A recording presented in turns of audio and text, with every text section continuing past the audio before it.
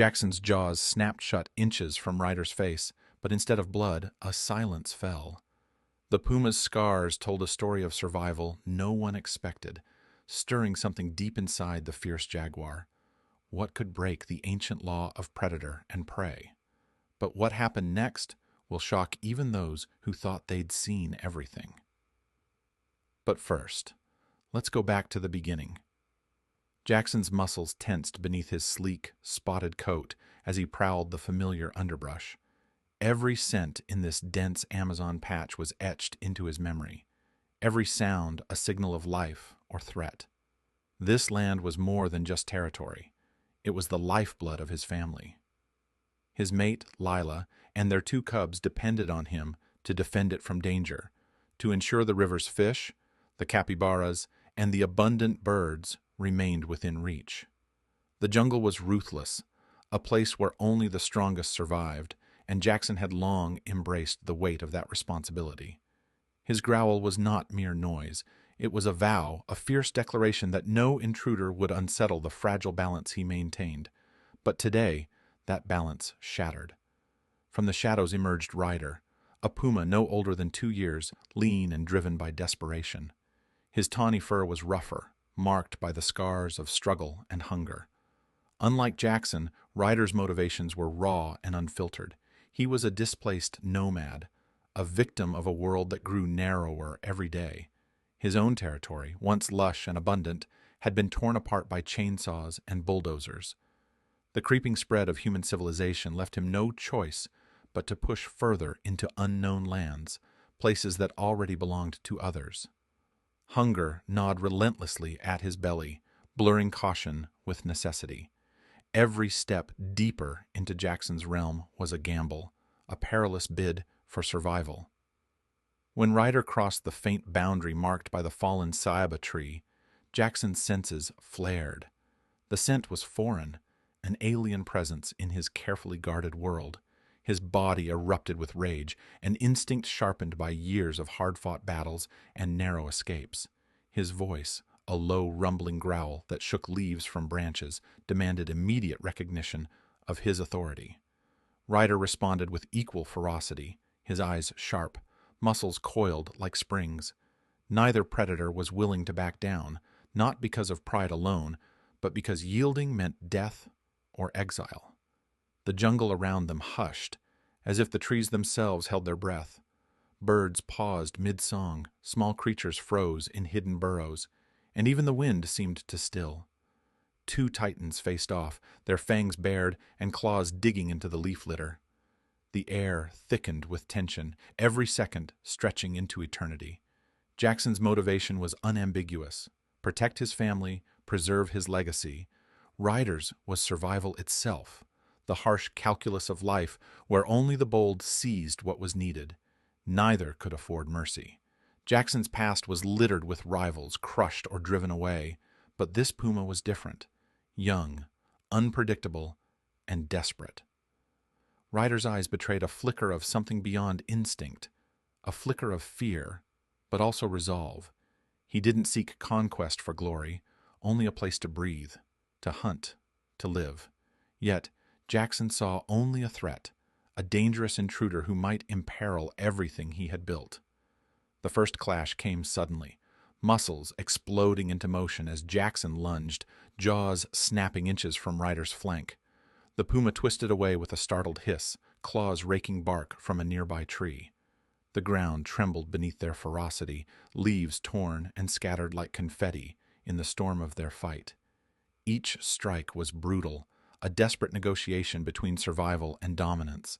Ryder's agility challenged Jackson's raw power, darting between strikes and retaliating with swift swipes that drew shallow cuts along Jackson's flanks. Pain ignited in Jackson's side, but his will was ironclad. Every wound was a reminder of what was at stake. He growled louder, pushing deeper into the fight, refusing to relent. Ryder's breath came in ragged bursts, eyes wild, yet focused. This was no ordinary skirmish. It was a battle for existence, layered with unspoken histories and raw emotion. The forest watched silently, knowing this was more than a fight for territory. It was a collision of two desperate souls forced into conflict by a world that had shifted beneath their paws. Neither predator was evil, only driven by instincts carved by necessity and pain. Jackson's hatred simmered, fueled by the primal need to protect, while Ryder's desperation ignited a fierce courage born of loss. The clash was far from over. The dense jungle held the echoes of growls and snarls, a brutal symphony underscoring a timeless struggle. In this arena of life and death, only one truth remained clear. When survival is on the line, even the fiercest hearts can break, and sometimes they must fight not just for territory, but for the hope of a tomorrow. Jackson's eyes locked onto Ryder's, a silent challenge crackling in the humid air. Neither could predict what the next moment would bring, but both knew the cost of defeat was far greater than pain or loss. It was oblivion. The jungle was unforgiving, and in this clash of titans, only the strongest would claim the right to live another day. Jackson's powerful body surged forward with the intent to end the confrontation swiftly. His jaws opened wide, teeth glinting in the dappled sunlight that filtered through the dense canopy above. But Ryder was quick, too quick for a simple strike to land. With a sudden fluid motion, the puma twisted away from the jaguar's lethal grasp, his amber eyes wide and steady, not filled with the blind fury Jackson had expected, but with a raw, desperate urgency. Instead of retreating or attacking, Ryder halted, his chest heaving, muscles tense, but still. For the first time in the struggle, silence claimed the forest, broken only by the rustling of leaves and the distant call of a howler monkey. Ryder's voice, low and strained, cut through the tension. It was a rare sound in this violent world, a plea, a confession rather than a challenge. With a slow, deliberate movement, he lifted one paw, revealing scars etched deep into his flesh. Old wounds, jagged and raw, some still fresh. Crimson streaks marking his skin like a map of suffering. He met Jackson's penetrating gaze, no longer as a rival seeking conquest, but as a wounded survivor showing the invisible battles behind his desperate intrusion. Ryder's eyes flickered with the memories those scars carried, narrow escapes from traps set by men, brutal fights for scraps in barren land, the slow starvation that gnawed at his very soul. Jackson's growl faltered, replaced by a cautious silence. The jaguar, a creature forged by the harsh demands of the jungle, had never before encountered an enemy so visibly broken, so utterly worn by hardship. The lines of hatred etched deep in his mind began to blur as an unfamiliar emotion stirred. Curiosity. Why had this puma come so far from his own shattered domain? What invisible forces had driven him across boundaries fiercely guarded by generations of predators? The weight of Ryder's scars spoke of a story much darker and more complex than a simple act of trespass. As Ryder shifted, limping slightly from a recent injury, Jackson's acute senses caught more than just physical pain. There was an aura of exhaustion that emanated from Ryder, an exhaustion not born of laziness or cowardice, but of relentless struggle and survival against overwhelming odds. Ryder was lean to the point of gauntness. His ribs were faintly visible beneath his tawny fur, and his movements bore the subtle stiffness of one who had endured too many battles without rest. Every inch of him radiated a desperate will to live, a determination not unlike Jackson's own fierce protection of his territory and family. The jaguar's sharp eyes watched silently as Ryder tried to navigate the unfamiliar terrain. The jungle's dense undergrowth and shifting shadows seemed to confuse the puma, his usual fluid grace marred by hesitation.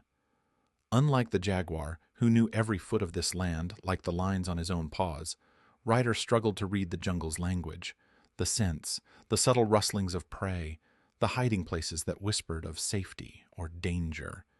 His hunts were faltering.